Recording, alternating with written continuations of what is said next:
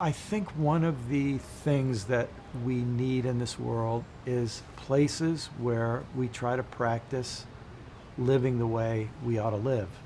This is a place where like all the parts of my identity feel welcome, Yeah. and that was something that really meant a lot to me when I first experienced it, and why I'll keep coming back, Yeah. and why I wanted to commit, because I know I'm not the only person who is maybe not struggling with their identity, but maybe so, asking a lot of questions about who they are and their place in the world, and looking to retreat into community. Yeah. One of the things that happens a lot when we retreat, vacation, I know for me, go off by yourself, right? Spend time by yourself, which is needed, but this has a different kind of power, because it's like retreating with other folks who are asking the same questions. Yeah.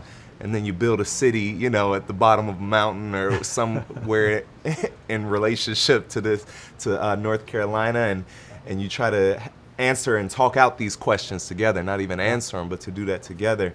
And the Spirit moves in the midst of questions, I believe. Yeah. And so when I heard even Wild Goose, when I heard that, and how that, the metaphor for that, of the Spirit of God moving and with the people, it was just very powerful for me, and wanted to stay connected to that. Even when I'm not here, I feel that. You know, I get the feeling when I'm here, one of the nice things is for people like us who might be up on stage part of the time, once we step down on the stage and we're walking around, we just meet folks. That's the best part. And we get interesting conversations. And That's the best part. You know, that the height of the stage is not too high here that you're above everybody. Like That's we right. get down and we're in the dust and the grass That's and, right. and all the rest with each other. I also think we're trying to do something here that, you know, when you bring justice is really one of the most honored guests at the table, and art is one of the honored guests at the table, and music is really an honored guest at the table, and spirituality and faith, really key guests at the table. That's a great table to be at, and I think I think it becomes a big picnic with those as the main guests. Every time I talk about Wild Goose, what I tell other artists is, if you get invited to this, you need to figure out a way to go. And that seems counterintuitive to, I mean, two artists now will talk here. Like, Yeah. it's not a festival you're paid for, right? It's one that your management would tell you, like, You don't have time for you this. don't have to do this, Yeah. right? Like, you don't have time for it. Your phone might not work. You know, it's going Yeah. to take 2 or 3 days out of your life. Like, but every time I talk to artists, I tell them, like, you need to find a way to do this, because there's not another festival that's giving you the opportunity to interact with people, to find community in this way, and to really engage and build relationships, which Yeah. is the thing that's just missing in the world right now. We're just being polarized and driven apart.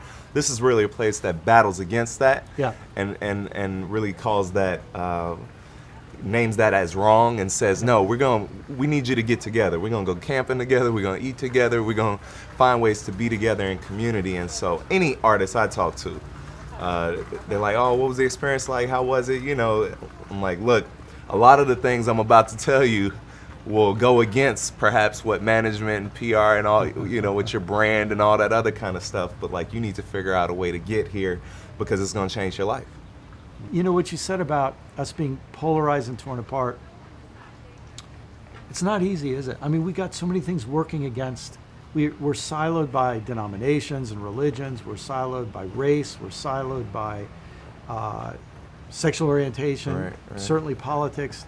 It's not easy, but I think a lot of us feel drawn to say, let's find and make and struggle in spaces where we get beyond that. But we have to. Yeah. What do you think could spreads from a place like this? I personally, what happens for me is, it's much more than a music festival to me. It's, whether we call it a music fest, retreat, speakers fest, justice conference, it's all that stuff, Yeah. right? But what it really is, as a black man, it's a safe space for me to be all that I am, Yeah. all that I'm becoming. I don't feel as on guard here. Yeah. You know, the area around is a little, you know, is a little shaky, because we're in the Appalachian Mountains, you know, and they don't see me all the time. But when I'm here, I know that people are trying to engage me as I am. Yeah. I know that folks are seeing me and trying to work through their own prejudices or privileges, all that, Yeah. you know, and are trying to find ways to have conversation with me when they come up and approach me, like, and so it becomes very powerful because sometimes, just to be honest, in Chicago, I have very cold interactions sometimes with other white people, Yeah. right, and so it's good to remember these interactions when I'm back home, Oh, man. where it's like, no, I know some folks are trying some things, or somebody over dinner might be have shared their story with me about the day they realized that they were racist, Yeah. you know, and that they grew up that way, and how now they were trying to make a commitment to change that Yeah. for their kids and for Yeah. future generations. I remember that, and it gives me, I think, a little more empathy. Yeah. It does that for me personally. Yeah. Now, I mean, you've asked a broader question about, like, how can that change the world? I believe that empathy can change the world. I believe that if we can engage and listen to one another with an understanding, or at least an attempt to understand Yeah. our differences and what people are trying to do, even if they sound ignorant and Yes. stuff, to Yeah. at least try to hear what they're trying to do. Yeah. And this almost sounds, Brian, like I'm saying tolerate ignorance, right? Or like just listen to the nonsense that people are saying. I'm not saying that. I'm saying that you'll have a lot of genuine interactions with people, and you won't hear what you want to hear, Yeah. but from this interaction, I hear, or think now, like, wow, folks are trying out here. Yeah. This is a tough world for everybody Yeah. right now. Yeah. Yeah. And that's something that has been able to change me, and I think it changes a lot of the work that I do, and I preach and talk about empathy so much in the world, in Chicago, so. You know, it's interesting you say that. When you say that, I think of an experience I had maybe 2 or 3 years ago. There was a concert going on, and I was standing at the back just taking in the music, and this guy comes up to me and says, "I heard you speak today. You're the first Christian I've ever heard speak about gay and straight people as equals." Right, You know, right. he says, "In my denomination, we don't even talk about this, and it's not allowed." Right. And he says, "I got problems with that. Like, it's not that I've just never even considered it before." And I said to him, "Well, look, we're here to listen to this music." I said, "But if you want to find me later, we can talk. But just go around, and if you'll meet people and just have this conversation." Absolutely. Like 2 days later, he came up to me and he said, "This has been one of the greatest experiences of my life."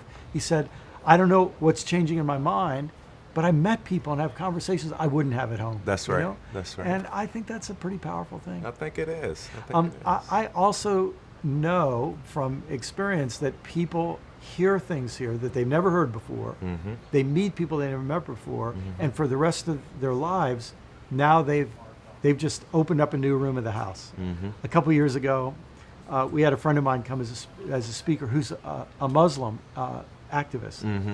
and a whole lot of the people who came to hear her had never listened to a Muslim in person before. Right. And a lot of people think that's funny. Why would a Christian, event that comes from a Christian community invite a Muslim speaker? But our understanding of what it means to be Christians is that we love our neighbors. And that includes everybody. That's exactly. So I think you create a space like this, people get changed, and then they carry a little bit of, freedom and vision and empathy, and those ripples. I'm just spread less far. angry when I leave here. Yeah. I'm just, and it doesn't make the reality any less harsh of what me or my daughter's wife have to deal with on Yeah. a daily basis. I just feel a little bit more rejuvenated, a little bit more empowered, and I think that what we carry out of here ripples across the universe. Yeah. It better. It better.